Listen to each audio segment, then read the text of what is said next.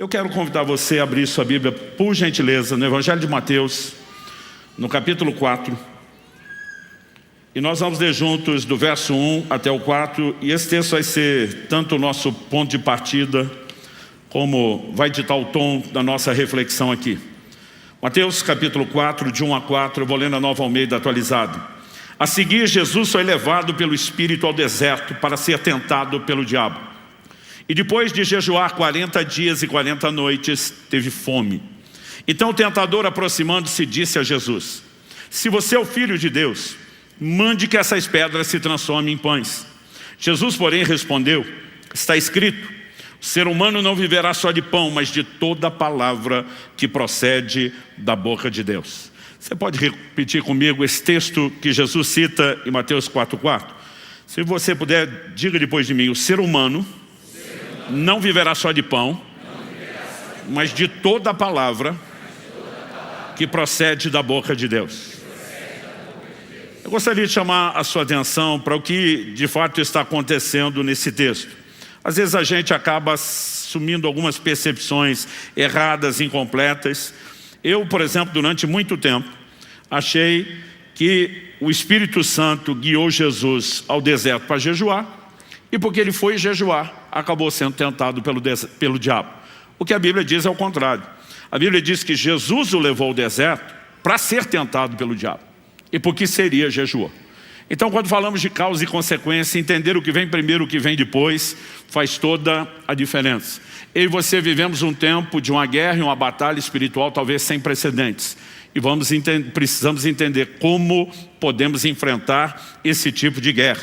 Mas também quando o diabo tenta Jesus dizendo: se você é o Filho de Deus, mande que essas pedras se transformem em pães. Eu durante muito tempo achava que a tentação era para fazer Jesus quebrar o jejum. Mas Jesus já tinha terminado o jejum. Porque a Escritura diz: depois de jejuar 40 dias e 40 noites teve fome. A tentação não era para que Jesus quebrasse o jejum. A tentação era para que ele agisse como Deus e não como homem. Filipenses 2 diz que ele se esvaziou de si mesmo. Ele assume a forma humana. Isso é o que qualificaria para ser um representante legal, um substituto no meu e no seu lugar lá na cruz. Se ele agisse como Deus, ele não poderia ser o nosso Redentor.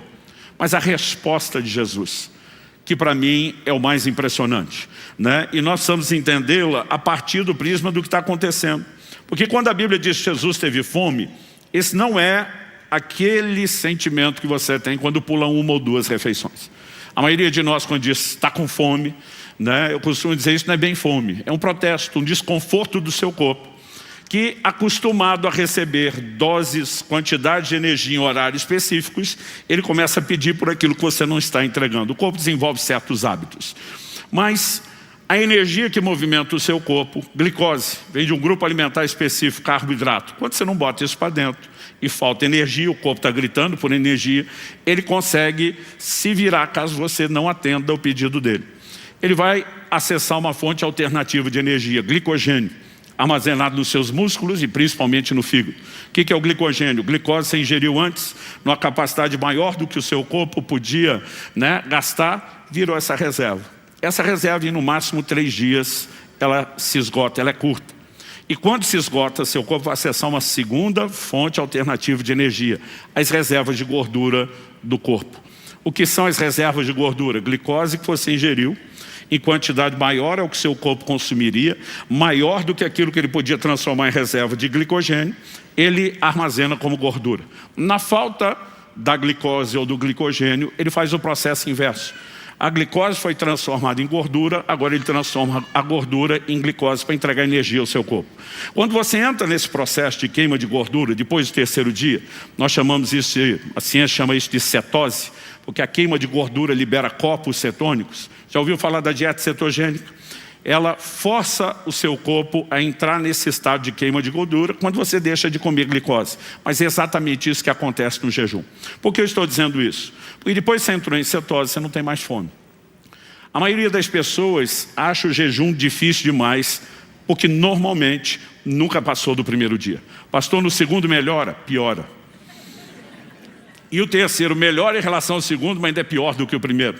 Mas depois que você entrou em cetose, você não tem mais fome.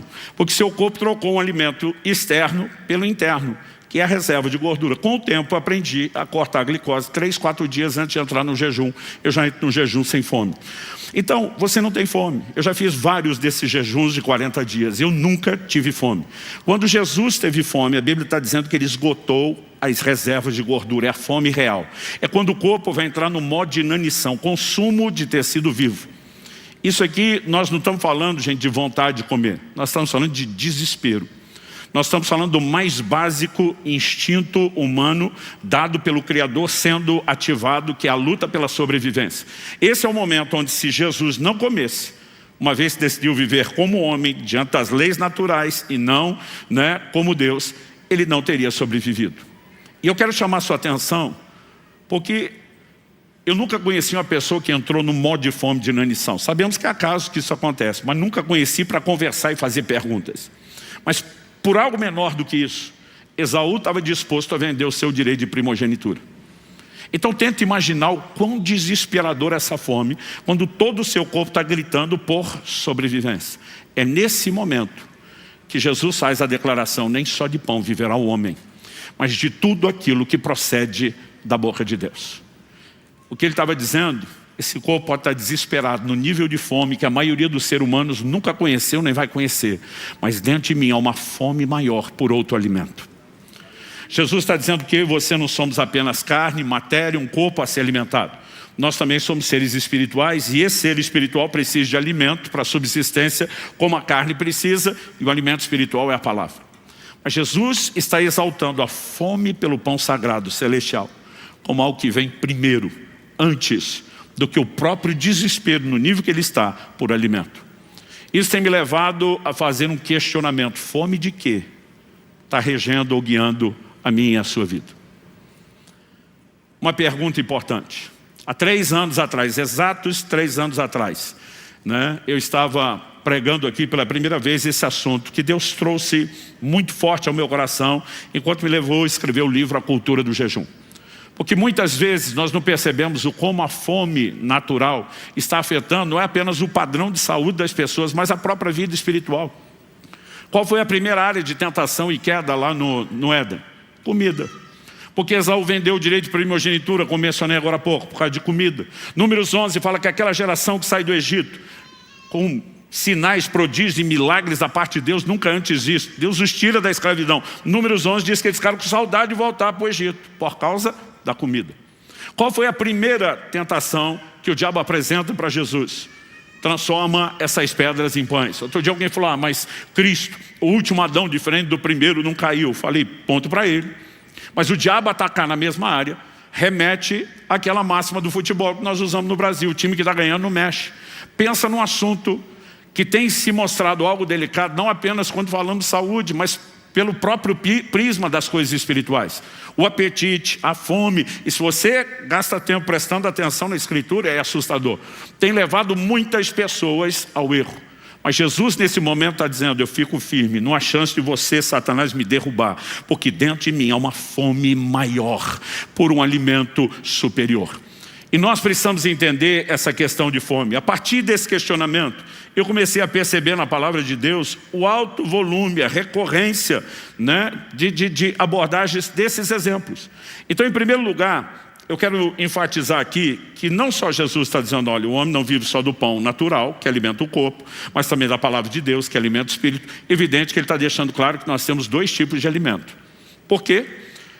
Em João 3,6, Jesus diz para Nicodemos: o que é nascido da carne é carne, o que é nascido do espírito é espírito. E normalmente a gente diz: você não é um ou outro, você é tanto um quanto o outro, e precisa dos 2 tipos de alimento.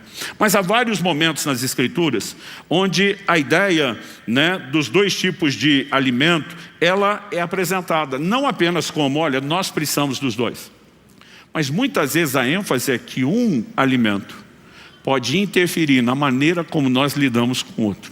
E aqui nós estamos falando de como o natural pode afetar o plano espiritual. Em Lucas, no capítulo 8, no verso 14, na parábola do semeador, Jesus fala que uma semente caiu entre espinhos. Em outro evangelho, a Bíblia diz que os espinhos cresceram. Porque esse é o tipo de coisa que você não se livra dele, ele cresce, ele aumenta na sua vida. Mas Jesus em Lucas 8,14 explica. Ele diz o que são os espinhos. Foram sufocados com as preocupações, as riquezas e os prazeres dessa vida. Ele fala de 3 coisas que podem ser interpretadas como espinhos que sufocam a ação da palavra. Preocupações, riquezas, prazeres. Sabe o que é curioso? A nossa relação com o alimento mexe nessas 3 áreas. Preocupações. A maior parte da população levanta, acorda de manhã para garantir a sobrevivência. Trabalha para ganhar o pão, a subsistência, literalmente. E a maior parte da preocupação das pessoas começa com a questão da subsistência, da sobrevivência. Quem rompe esse modo e começa a prosperar, entra no outro padrão, riqueza, que vai trazer outro tipo de preocupação, mas normalmente, quanto maior é o padrão de vida, não apenas mais, mas principalmente, melhor se come. Não há como você desassociar o lugar que isso vai ocupar na vida das pessoas. Mas quando Jesus fala de prazeres, ele também está falando de um assunto que, de novo, vai envolver alimento, né? Deus nos deu paladar. É lógico que existem motivos fisiológicos para isso. Quando a glicose entra na sua boca, o seu pâncreas já reconhece e já está produzindo insulina para pegar aquela energia, distribuir. Mas Deus também queria que a gente tivesse prazer, porque senão ele poderia gerar a mesma percepção para o corpo reagir, sem que a gente sentisse muita diferença nisso. Na doutrina bíblica, nós podemos dizer que a relação com comida também envolve prazer, e eu não quero falar contra isso. Mas o que eu e você precisamos perceber é que há inúmeros textos que falam que o excesso com a relação de algumas coisas, inclusive alimentar, ela pode ofuscar a nossa percepção em relação à necessidade ou à importância do alimento espiritual. Olha o que diz Lucas 21:34, vou ler na tradução brasileira. Guardai-vos, para não suceder que os vossos corações fiquem pesados com o excesso no comer, no beber e com os cuidados dessa vida. O Evangelho de João nos mostra no capítulo 4, quando Jesus chega em Sicar, junto ao poço de Jacó, em Samaria. E a Bíblia diz que ele encontra uma certa mulher ali junto ao poço. Os discípulos haviam saído para buscar comida, né? O verso 8 diz que eles foram à cidade comprar alimentos, Jesus fica lá. Quando chegam, Jesus está conversando com a mulher. E João 4, de 31 a 34, diz assim, enquanto isso, os discípulos pediam a Jesus, dizendo, mestre, coma. Mas ele diz, tenho para comer uma comida que vocês não conhecem. Então os discípulos começaram a dizer entre si, será que alguém lhe trouxe algo para comer? Jesus lhes declarou, a minha comida consiste em fazer a vontade daquele que me enviou e realizar a sua obra. Eles chegam, Jesus está ministrando a mulher. Mas eles interrompem Jesus, diz, mestre, coma, tipo, não tem nada mais importante do que isso. E Jesus manda essa, a minha comida consiste em fazer a vontade daquele que me enviou e realizar a sua obra. Isso significa o quê, gente? Quando falamos de alimento espiritual, a maioria de nós pensa que o pão é apenas a leitura bíblica, a meditação bíblica, ou no máximo você sentar a ouvir uma exposição de pregação e ensino como essa. Mas Jesus está dizendo que fazer a vontade, cumprir e obedecer a palavra é alimento. Ele está dizendo isso para mim vem em primeiro lugar, né? E esse é o momento onde os discípulos têm dificuldade de entender o que Jesus está falando. Ele vai ter que chamar a atenção deles, levante os vossos olhos. Vocês precisam ver os campos brancos. Mas evidente que na forma como Jesus está apresentando, né, a declaração dele, o ensino, o confronto, a orientação aos discípulos, ele quer que eles percebam que existe algo mais importante do que apenas comer. Repito, não estamos dizendo que eu e você não podemos ficar empolgados. Deuteronômio 8:10 diz, vocês comerão, se fartarão, louvarão o nome do Senhor seu Deus. A maioria de nós agradece a Deus antes de comer. Eu espero que você faça isso, porque é parte da doutrina bíblica, né? Paulo fala de receber os alimentos que Deus criou com ação de graças. Nós precisamos ser gratos a Deus. Mas a Bíblia também fala de louvar depois. Ontem, por exemplo, foi um dia que depois do almoço eu louvei a Deus o dia inteiro pelo almoço, né? Porque pensa na comida que estava boa. Não existe nenhum problema em que você aprecie, em que você se deleite. Aliás, em Neemias 8:10, que a gente costuma pegar só a parte, a alegria do Senhor é a vossa força. Se você olhar o texto inteiro, a Bíblia diz, comam comam carnes gordas, bebam bebidas doces, mandem porções aos que não têm nada preparado para si, porque esse é dia consagrado ao nosso Senhor. E não fiquem tristes, porque a alegria do Senhor é a força de vocês. Estava falando de uma festa solene, todo mundo ia sentar para comer, se regozijar juntos, e ele diz, nós vamos nos alegrar no Senhor. Ou seja, nós não estamos dizendo que não pode haver deleite, que não existe, né, algo que se praticar de forma adequada não dê problema, mas o que eu e você precisamos entender é que a Bíblia fala da possibilidade de que uma coisa afete a outra. Segundo lugar, quando Jesus nos seus ensinos, e não apenas nosso Senhor, mas ao longo de toda a Escritura, quando a Bíblia fala tanto de fome como de saciedade, nós precisamos entender como essas coisas se relacionam não só com o alimento natural, mas também com o alimento espiritual. Salmo 42, 2, minha alma tem sede de Deus, do Deus vivo. Quando irei, me apresentarei diante da face de Deus. Mateus 5, 6, bem-aventurados os que têm fome e sede de justiça, porque serão saciados. Ele está falando de fome, que não é por alimento natural, mas também está falando de saciedade, né, que não vem do alimento natural. Em João 6,35, Jesus diz, eu sou o pão da vida, quem vem a mim jamais terá fome, quem crê em mim jamais terá sede. À medida que olhamos para as Escrituras, a gente percebe não só que tem dois tipos de alimento, mas que não só no natural como no espiritual, a Bíblia também fala de fome e saciedade. Dito isso, eu queria que você observasse uma declaração que o próprio Jesus faz no Sermão do Monte. Isso foi registrado por Lucas. Lucas capítulo 6, verso 21. Bem-aventurados são vocês que agora têm fome, porque serão saciados. Ele está falando de fome e saciedade. Eu, durante muito tempo, achava que Jesus, lendo esse texto, estava falando de fome natural, saciedade natural. Bem-aventurado vocês têm fome, alguma necessidade. O Pai cuida de vocês, vai suprir. Vocês estarão saciados. O problema é que alguns versículos depois, em Lucas 6,25, Jesus diz, ai de vocês que agora estão fartos, porque vocês vão passar fome. E aí, se Jesus estiver fazendo as duas declarações no plano natural, nós temos uma coisa confusa. Então vamos para a primeira. Bem-aventurados vocês que têm fome, porque vocês serão saciados. Deus diz, está com fome, eu te promovo para outro lugar, eu te trago para a saciedade. Só que agora que o cara veio para cá promovido por Deus, Deus diz, ai de vocês estão fartos, porque vocês vão ter fome. Então ele é trazido de novo para cá. Mas quando ele volta para cá, ele tem vigor a outra declaração. Bem-aventurados vocês têm fome, porque serão saciados. Gente, nós estamos falando de um loop sem fim, ilógico. E não é assim que a Escritura trabalha. O que eu e você precisamos entender é que Jesus não estava falando meramente de questões naturais. E talvez a melhor forma da gente entender, né, o que ele está dizendo, vocês têm fome. Ao longo de toda a Escritura, o interesse é algo, né, que eu costumo chamá-lo de a moeda de troca no reino de Deus. E muitas vezes ele é apresentado com a alegoria da fome, é apresentado com a alegoria da sede. Né? O que significa isso? Né, o interesse ser a moeda de troca. Não estou falando de compra literal, mas Jesus usa essa alegoria no livro do Apocalipse. Ele aconselha o anjo da igreja de Laodiceia, aconselho-te que de mim compres ouro refinado pelo fogo, vestes brancas para que te viste, colírio para ungir os teus olhos a fim de que você veja. Ele não está falando de comprar com dinheiro, mas o que ele está dizendo é, você me oferece algo para acessar o que eu tenho, e isso se chama interação. Mesmo quando a gente fala da graça, onde não tem mérito, Romanos 5,2 diz, pela fé temos acesso à graça. Para acessar o que Deus está disponibilizando, a gente tem que entrar com algo. E nós precisamos entender que para acessar as coisas de Deus tem que haver interesse. O próprio Jesus no Sermão do Monte diz, não deis aos cães aquilo que é santo e não deis pérolas aos porcos. Ele não estava achando que alguém ia sair jogando pérola de verdade, literalmente, para os porcos. Mas o que ele está dizendo, você não entrega algo de valor para quem não reconhece o valor daquilo. Agora a pergunta é, Deus nos mandaria fazer algo que Ele primeiro não faz? Se Ele está dizendo que não é para a gente dar algo de valor, para quem não reconhece o valor, você acha que Ele vai entregar? Se existe algo que é uma chave para que a gente possa acessar um lugar diferenciado da comunhão com Deus, das manifestações do seu poder, se chama interesse. Muitas vezes é apresentado na alegoria da fome, outras da sede.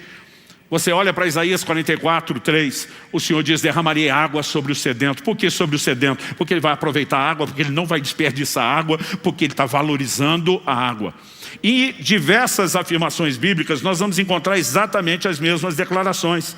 Como por exemplo, Isaías 55, 1. Ah, todos vocês têm sede, venham às águas. Vocês têm dinheiro, venham, comprem e comam. Sim, venham e comprem, sem dinheiro e sem preço, vinho e leite. Como é que se compra sem dinheiro? Normalmente, para quem não tem dinheiro, a gente diz que é o 0800, o vulgo na faixa, é doação. Mas Deus está dizendo, você vai comprar. Você tem que vir com alguma coisa. Deus está dizendo, você tem sede? Eu te dou água. Você tem fome? Eu te dou comida. Né? Eu vou entregar aquilo que você, de fato, almeja. E quando falamos disso, nós precisamos entender a importância de fome ou sede no plano espiritual. Só quando Jesus, e eu quero voltar agora no Sermão do Monte, diz, ai de vocês que agora estão fartos, porque vão passar fome, ele não está falando do farto, barriga cheia, literal. Ele está dizendo de gente que está aproximando de Jesus sem interesse pelas coisas espirituais. E ele está dizendo, quando a fome bater, vai ser tarde. Porque existe uma janela de oportunidade para que se aproveite, e vocês não estão aproveitando. E quando você estiver fome, ela não mais será atendida. Isso concorda com a profecia de Amós. Em Amós, no capítulo 8, nos versos 11 e 12, a Bíblia diz, eis que vem dias, diz o Senhor Deus, em que enviarei sobre a terra fome, não de pão, sede, não de água, mas de ouvir as palavras do Senhor. Durante muito tempo eu estava só, Amós 8, 11, falando de uma coisa boa. Porque eu creio de fato num despertamento divino que vai trazer fome, que vai trazer sede. Mas aqui Deus estava trazendo uma palavra de juízo. Se você olhar os versículos anteriores em Amós 8, de 4 a 7, os israelitas estavam sendo julgados porque haviam se fartado do pecado.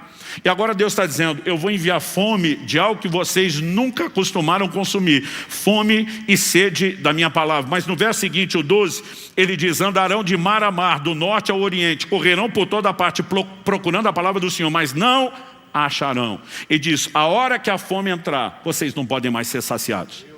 E essa fome não será mais um meio de acesso ao que eu tenho a oferecer. Será só um juízo para vocês se fartaram de outras coisas. Deixa eu tentar explicar isso melhor.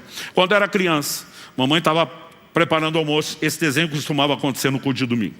Domingo, eu e meus irmãos, a gente brincava que era o dia da fome. A gente ia cedo para a igreja na época que tinha a escola bíblica dominical. E a gente pegava 2, às vezes 3 ônibus para chegar na igreja. Então tinha que sair cedo. Depois da escola bíblica dominical tínhamos um culto. E quando o culto terminava, papai era o pastor que atendia todo mundo. Então a gente fechava a igreja. Depois mais 2, 3 ônibus para voltar. Nem sempre ela conseguia deixar o almoço adiantado no dia anterior. Então, às vezes mamãe chegava. Normalmente eu lembro que domingo era o dia que ia rolar macarronada, até porque era mais rápido. Mas a gente estava desesperado. Mas assim, morto de fome. Agora se a gente falasse para a dona Zendi, que está sentado ali na primeira fila, e pedisse para comer alguma coisa antes, era assim, um risco potencial de dona Zeni soltar os 4 cavaleiros do Apocalipse para cima da gente. Porque ela dizia, se vocês comer porcaria antes, a hora que eu colocar comida de verdade, vocês não têm mais fome, não têm apetite. Isso era na época que as mães eram raiz. Hoje elas estão muito Nutella, né? Mas na época que mãe de verdade agia desse jeito, a gente nem ousava. Eu creio que Jesus está trabalhando exatamente a mesma lógica. Ele diz, olha, aqueles que têm fome pelas coisas de Deus serão saciados.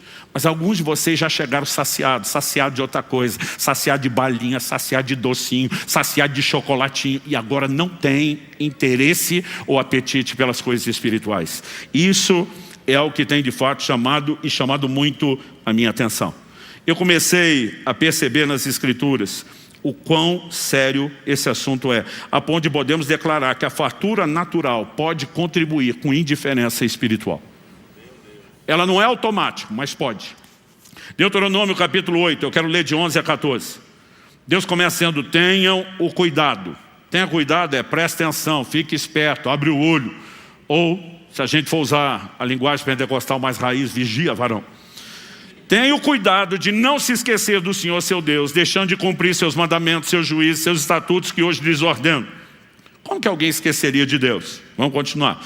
Não aconteça que depois de terem comido e estarem fartos, depois de haverem edificado boas casas e morado nelas, depois de se multiplicarem o seu gado e os seus rebanhos, e aumentar a sua prata e o seu ouro, e ser abundante tudo que vocês têm, se eleve o seu coração, e vocês se esqueçam do Senhor seu Deus, que os tirou da terra do Egito, da casa da servidão. Depois de terem comido e se fartado, depois de terem prosperado, que não aconteça de vocês se esquecerem. Então, quando a gente fala de fome e saciedade, a gente não pode olhar só para o alimento natural. Nós vamos falar a respeito de outros apetites, desejos e vontades. E é nessa hora que as coisas materiais não podem ficar de fora da equação.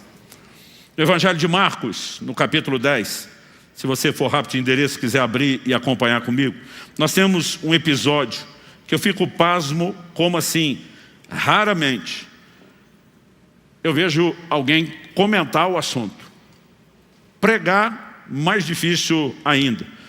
E estou assim, uma vida inteira andando e trilhando nesse meio das igrejas. 31 anos só de ministério pastoral, pregando a palavra de Deus há mais tempo. Honestamente, a gente não vê muita gente falar sobre isso. Mas a Bíblia nos mostra que um certo homem rico procura Jesus e ele pergunta o que fazer para herdar a vida eterna. Jesus diz, guarda os mandamentos. Ele falou, eu estou fazendo isso. A Bíblia diz em Marcos 10, 21 que Jesus, olhando para ele, o amou. A Nova Almeida atualizada diz Jesus olhando para ele com amor. Olhando para ele, o amou. Então entenda que o amou é diferente de o trollou. Ok? Porque é como ele se sente. Jesus olha e diz assim, só uma coisa falta a você. Outras traduções dizem, se queres ser perfeito, pleno, completo. Porque ele vem perguntando da vida eterna. Jesus diz, guarda os mandamentos. Ele diz, mandamento estou guardando. Jesus percebe que tem uma fome por algo mais. Jesus diz, se você quer ser completo, vá, venda tudo o que tem, dê o dinheiro aos pobres, e você terá um tesouro no céu. Depois, vem e siga-me. Esse vem e siga-me não é um chamado apenas para crer nele. Ele falou, eu tenho um lugar para você dentro da minha equipe que vai transformar o mundo. O verso 22 diz, ele porém, contrariado com essa palavra, retirou-se triste, porque era dono de muitas propriedades. A Bíblia sequer menciona o nome desse homem, um jovem. Mas Jesus, que não deixava a bola quicando, aproveita o momento para ensinar os outros, já que o primeiro não foi receptivo à proposta dele. Verso 23. Então Jesus, olhando ao redor, disse aos seus discípulos, como é difícil para os que têm riquezas entrar no reino de Deus. Olha a reação dos discípulos. 24. Os discípulos estranharam essas palavras. Mas Jesus insistiu em dizer, de novo agora, filhos, como é difícil entrar no reino de Deus. É mais fácil um camelo passar pelo fundo de uma agulha do que um rico entrar no reino de Deus. Eles ficaram muito admirados, dizendo entre si, sendo assim, quem pode ser salvo? Jesus, olhando para eles, disse, para os seres humanos é impossível, contudo não para Deus, porque para Deus tudo é possível. Então Pedro começou a dizer-lhe, eis que nós deixamos tudo e seguimos o Senhor. E Jesus respondeu, em verdade lhes digo, que não há ninguém que tenha deixado casa, irmãos e irmãs, mãe, pai, filhos ou campos, por minha causa e por causa do Evangelho, que não receba já no presente 100 vezes mais casas, irmãos e irmãs, mães, filhos e campos, com perseguições, e no mundo por vir receberá a vida eterna. Vamos falar um pouco desse texto, porque se comenta muito pouco a respeito dele. Algumas lições. Em primeiro lugar, a dificuldade que Jesus menciona e a sua origem. Quando ele diz como é difícil para os que têm riqueza entrar no reino dos céus, do que ele estava falando? De onde vem essa dificuldade? Não é Deus que colocou a dificuldade. A Bíblia diz em Romanos 8:11, que Deus não faz acepção de pessoas. Então, se por um lado Tiago escreve e diz que ninguém poderia dentro da igreja favorecer o rico em detrimento do pobre, a ordem inversa permanece aos olhos de Deus. O rico também, aos olhos dele, não vai valer menos do que o pobre, porque todo mundo é igualmente valorizado e amado aos olhos de Deus. Então, a diferença não vem de Deus. Então, se não é Deus que estabelece a dificuldade, e a dificuldade está lá porque Jesus está dizendo que é difícil para os que têm riqueza entrar no reino de Deus, por lógica, por eliminatória, a gente conclui que quem dificulta a sua própria entrada no reino é o próprio rico e não Deus. Então nós temos a origem da dificuldade, ela procede do próprio rico. Agora vamos entender outra coisa. A gente tem que separar a diferença entre dificuldade e impossibilidade, são duas coisas distintas.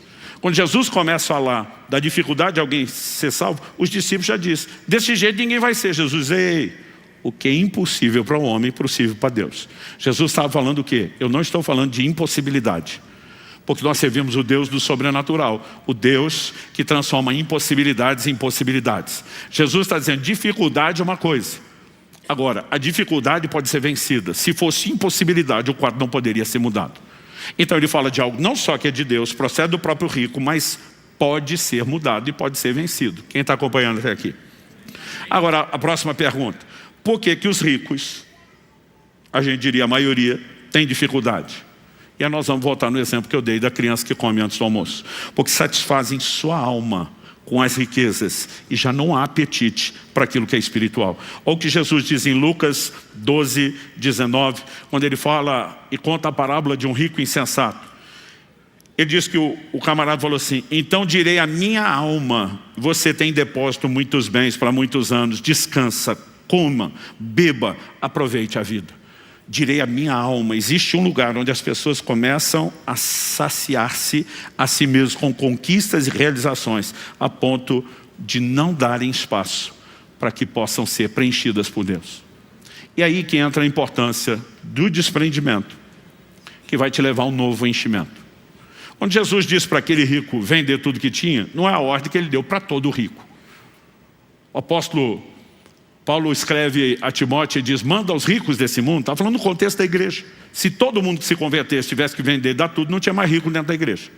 Ele diz: manda aos ricos desse mundo que sejam generosos em dar, prontos a repartir, né? E ele vai trazer outras instruções. Mas o ponto a ser entendido é que para esse homem, Jesus deu uma orientação específica que deveria ter sido obedecida.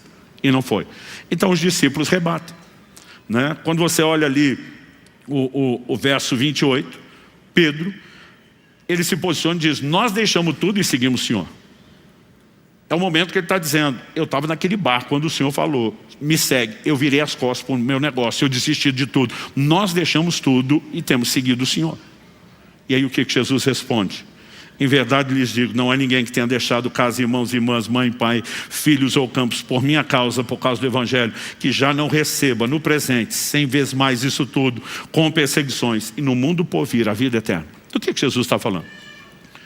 Que o fato de que Pedro e os demais discípulos abandonaram tudo, isso gera mérito para a salvação? Gente, salvação não é por mérito. Porque Jesus não fala só de receber mais aquilo do qual abriu mão, mas está falando da vida eterna. Agora, o que eu e você precisamos entender é que não se trata de merecimento, mas se trata de esvaziamento para um novo enchimento. Quem está entendendo? Porque se o problema é ter as coisas, por que é que Jesus daria 100 vezes mais? Então ele tornaria a situação 100 vezes mais problemática do que era antes. Mas o problema nunca foi ter as coisas. O problema é quando as coisas entram primeiro e no espaço para ele. E ele diz: vamos tirar esse negócio para que eu tenha espaço. Quando eu tiver espaço, eu posso te dar muito mais. Porque se essas coisas não concorrerem com o meu lugar, não há nenhum problema em que vocês tenham. Os antigos definiam a avareza assim: o avarento não possui as coisas, são as coisas que o possuem. Eu gosto de dizer que o problema não é o crente ter dinheiro, o problema é o dinheiro ter o crente. É quando nós falamos de saciedade. É quando nós falamos de um lugar onde nós colocamos nossa confiança, onde nós colocamos realização. E a maioria dos crentes não tem noção do como isso os impede de entrar num lugar de saciedade espiritual. Isso me leva ao terceiro e último tópico da minha mensagem. Qual é o poder da abstinência na prática da vida cristã? Quando você olha desde o Antigo Testamento, a abstinência era algo comum. Não apenas o jejum de alimento, que essencialmente esse é o sentido primário da palavra jejum. No grego do Novo Testamento, quando Jesus usava a expressão jejum, a palavra é nestil, é uma palavra composta. Ne é um prefixo de negação, estil é comida. Então jejuar em essência é não comer.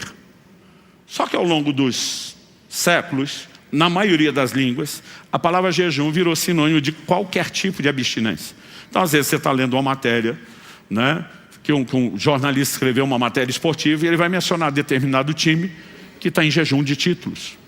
Ele pode mencionar um determinado atacante que está em jejum de gols. E por conta disso, nós começamos a relativizar até demais o jejum. O que de vez em quando eu ouço os crentes dizendo: estou fazendo jejum de rede social. Eu não acho errado. Eu só acho que as outras abstinências, elas têm que ser complementares e não substitutas do jejum de alimento. Porque a Bíblia fala de diversas abstinências. Números 30, tinha lei a respeito dos votos.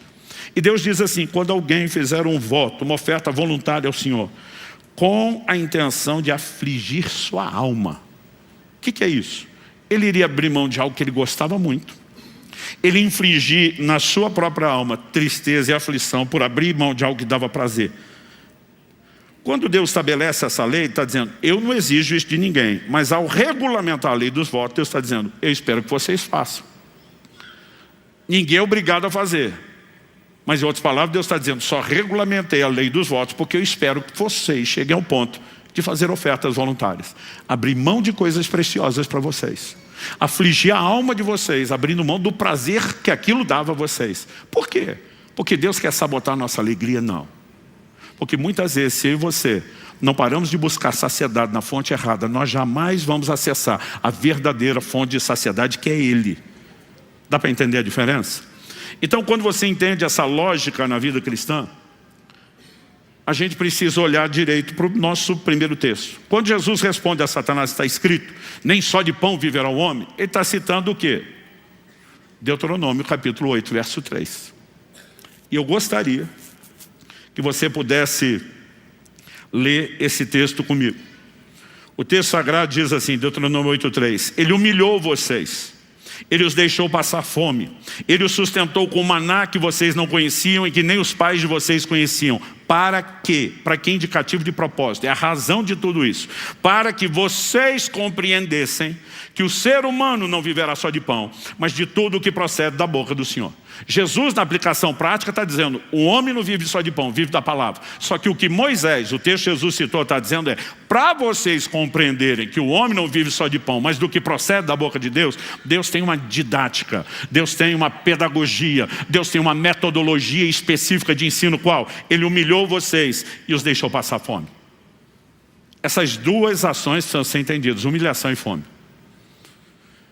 Porque quando você olha ao longo das Escrituras, as duas estão relacionadas com abstinências. Por exemplo, Levítico 16, era o dia do jejum compulsório no Antigo Testamento. Toda a nação de Israel, uma vez ao ano, naquele dia do ano, todo mundo tinha que jejuar. Só que se você lê Levítico 16, você não acha a palavra jejum. Você vai ver Deus, por meio de Moisés, dizendo que cada um tinha que humilhar ou afligir sua alma. E no final a ordem divina é aquele que não humilhar ou não afligir sua alma será eliminado do povo. Se for só um sentimento, como é que saberia quem sentiu quem não para eliminar a pessoa? É no livro do profeta Jeremias e depois num registro de Lucas no livro de Atos que você vê duas alusões, uma no Antigo e uma no Novo Testamento, ao dia da expiação, chamando ele de o dia do jejum. E aí você entende que essa aflição era causada por abstinência. A mesma lógica em Números 30, a lei dos votos. Quando alguém fizer algum voto com o qual quiser afligir sua alma. Está falando de abstinência, embora ali não seja alimentar.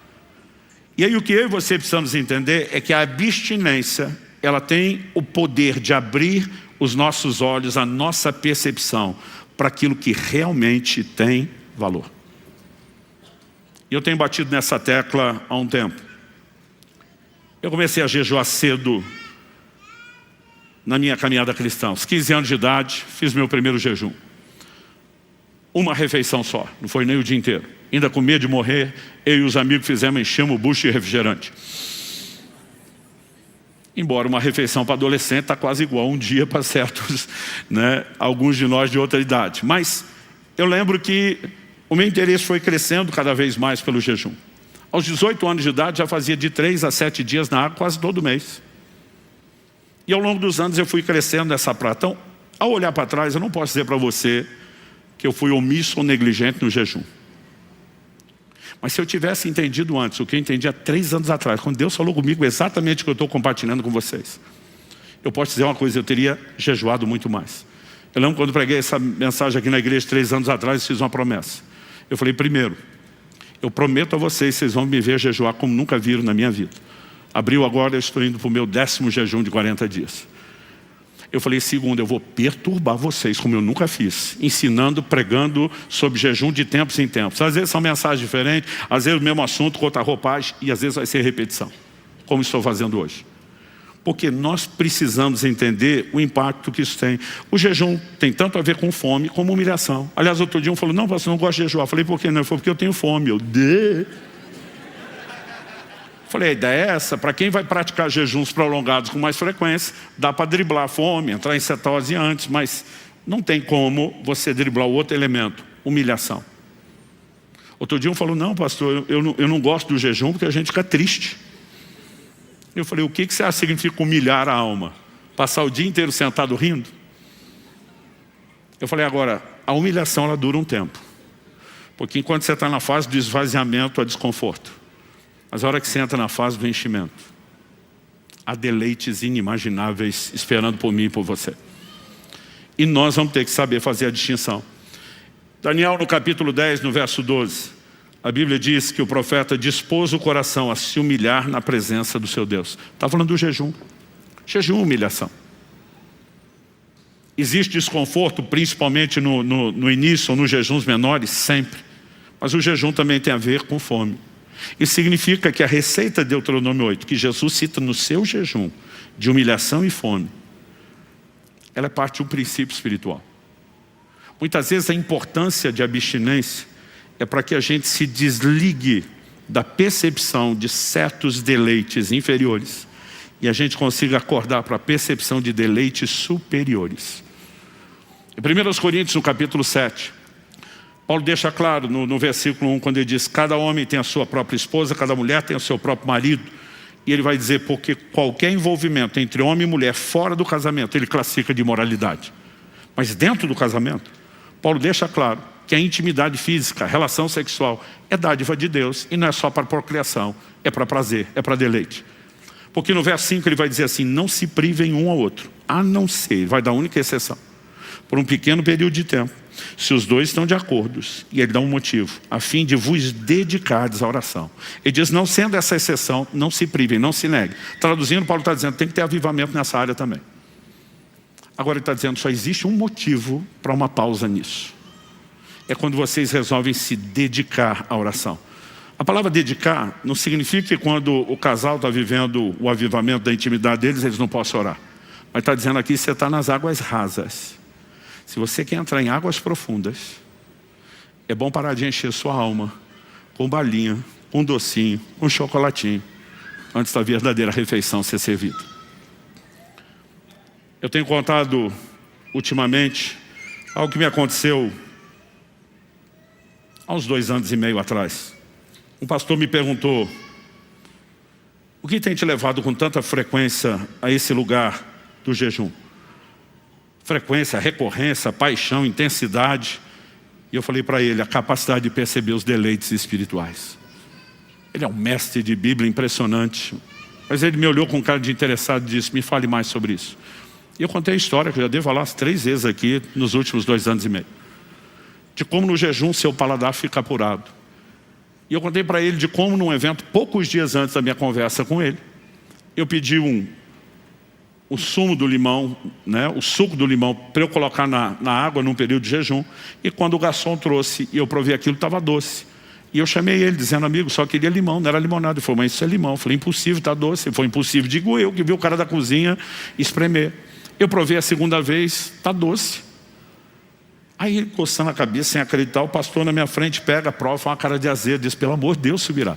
Isso aqui é limão puro, não tem nada de doce. Eu pensei que estava doido, provei a terceira vez, continuava doce. Ele achou que o doido era ele, provou a segunda vez, fez cara de azedo de novo. Todo mundo na mesa quis provar, entrar no tira-tema, eu quase fiquei sem limão. Todo mundo fez cara de azedo.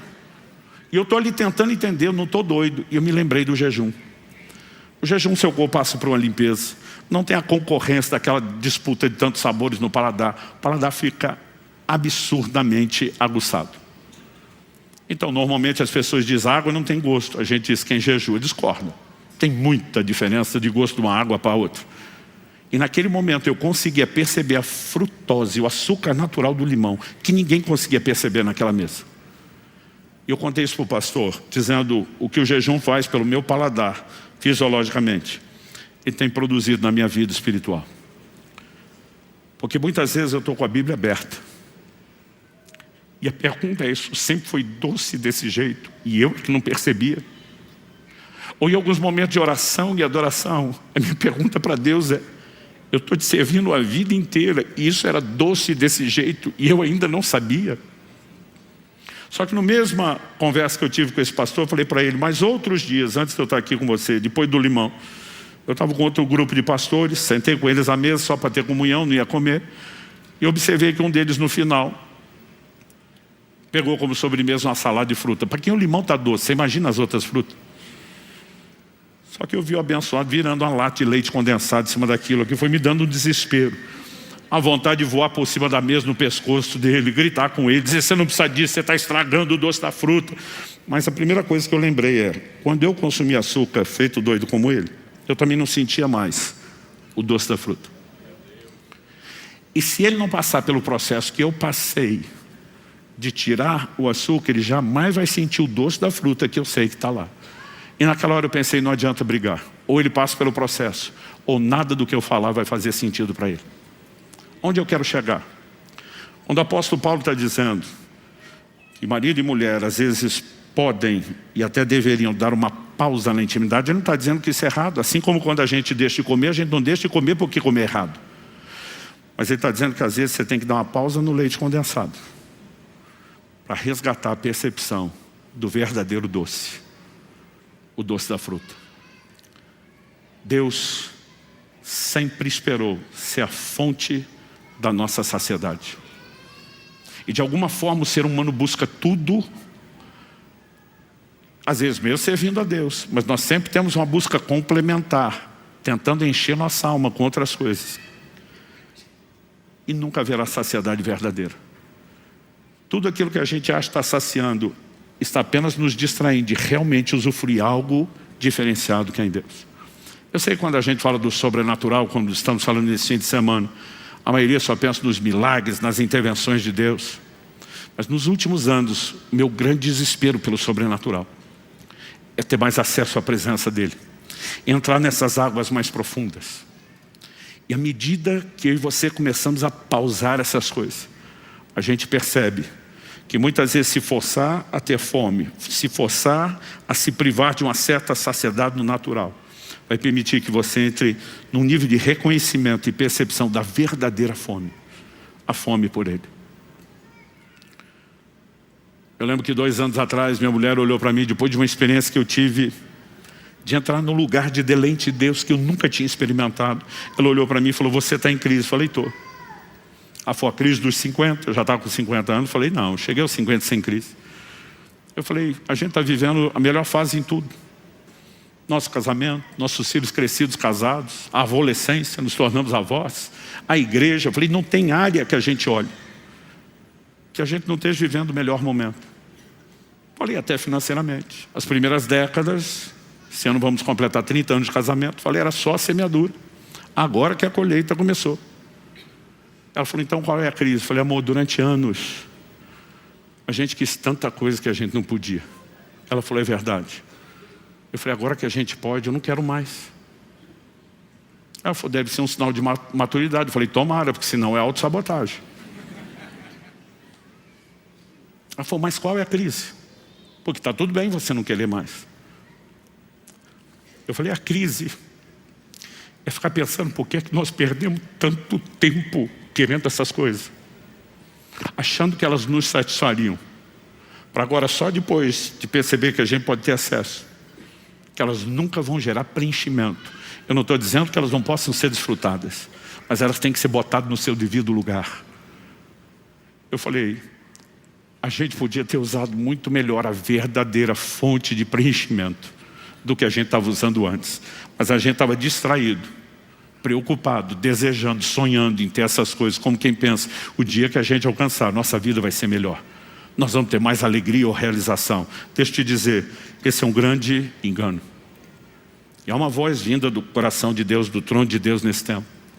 Ele não está nos chamando apenas para jejuar, para quebrar a força da carne. Não está nos chamando apenas para nos tornar mais sensíveis e nos preparar para as experiências com o sobrenatural. Existe algo mais forte do que isso. O jejum quebra o centro de gravidade. O centro de gravidade da terra puxa para baixo. O centro de gravidade do reino de Deus para cima. Buscar as coisas que são do alto, pensar nas coisas que são de cima. Quem começa a entrar nesse lugar com frequência, com recorrência, com intensidade, ele quebra o centro de gravidade da terra. Ele tem outro centro de gravidade. Ele passa a ser atraído por outros valores. Ele passa a ter outro tipo de fome e de sede. E ele tem um nível de saciedade que ninguém vai conseguir entender, porque é impossível explicar para quem não experimentou. E eu quero que você fique em pé para parecer que está acabando. Eu lembrei que tem outro culto daqui a pouco.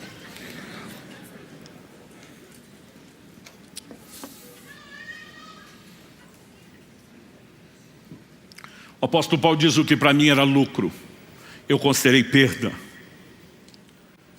Ele diz: na verdade tenho todas as coisas,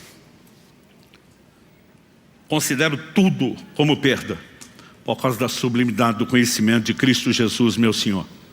Por causa dele perdi todas as coisas e as considero como lixo para ganhar Cristo. Ele não está falando só de coisa ruim, gente, de pecado, de problema. Aqui Paulo está dando perdido em tudo, até as coisas boas da vida. Ele diz: isso é lixo, isso não vale nada.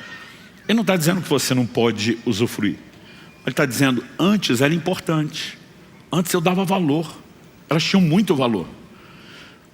Mas quando eu entrei e acessei a sublimidade do conhecimento de Cristo Jesus, e eu descobri esse nível de importância e valor, comparado com esse novo entendimento, aquilo que antes parecia importante, desvalorizou, perdeu a importância.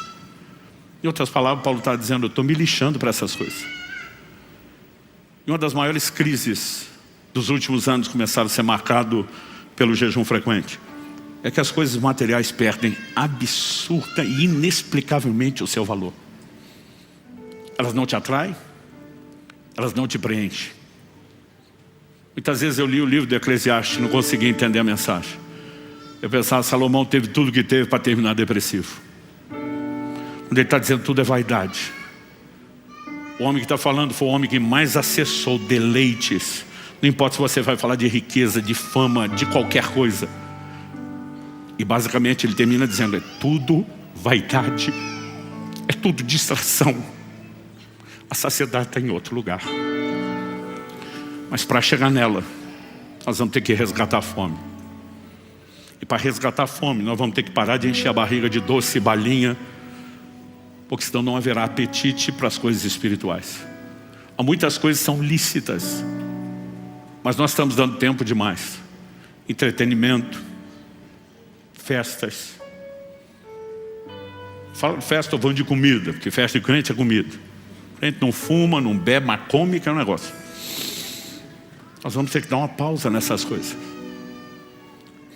para poder entrar na percepção de quem é Ele. Eu não vim te apontar o dedo, eu não vim jogar pedra em você. Eu falo com todo o temor de Deus do meu coração. Há um desespero dentro de mim. E a nossa oração tem sido: Deus, talvez nós não vamos acessar esse lugar de fome sem aprender a prática da abstinência. Mas à medida que nós vamos nos exercitando nisso com regularidade, algo vai mudar, porque isso é parte da didática divina, para que vocês compreendessem que o homem não vive só de pão, mas de tudo que sai da boca de Deus. Essa didática ainda funciona. E eu quero te convidar a usar mais isso. Eu sei que está em cima, nós vamos fazer um grande movimento, no mínimo com os pastores das alcances e próximos de nós, no mês de abril, para um tempo de jejum. 100 dias na palavra chegaram, é hora que você pode intercalar. São momentos onde nós podemos e devemos valorizar o que realmente precisa. Pai, eu oro por cada um dos meus irmãos e irmãs.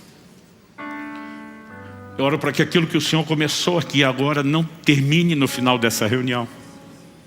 Eu oro que nenhum de nós te trate como uma torneira a ser fechada ou um interruptor a ser desligado ao final deste culto. Eu oro que aquilo que o Senhor começou continue. E não só continue, eu oro que cresça, que ganhe espaço dentro de cada um de nós e que cumpra o seu pleno propósito.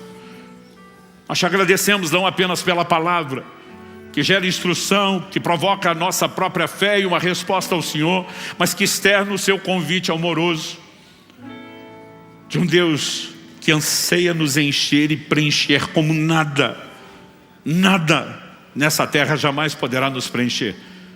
Mesmo aquelas boas coisas que o Senhor mesmo nos presenteou. Nós oramos por um novo tempo de despertar. Nós oramos por uma fome espiritual nunca antes experimentada no nosso meio. Nós oramos por sede pelas coisas de Deus de uma maneira como nunca antes vivenciamos. Nós oramos por dias de despertamento. Nós oramos por dias de percepção ao teu chamado para um lugar mais profundo,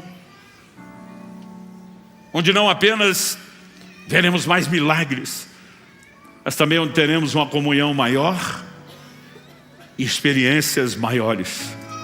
Nós clamamos por isso em nome de Jesus e para a glória de Deus. Se você crê e concorda, diga amém. Você recebe essa palavra, diga: eu recebo em nome de Jesus.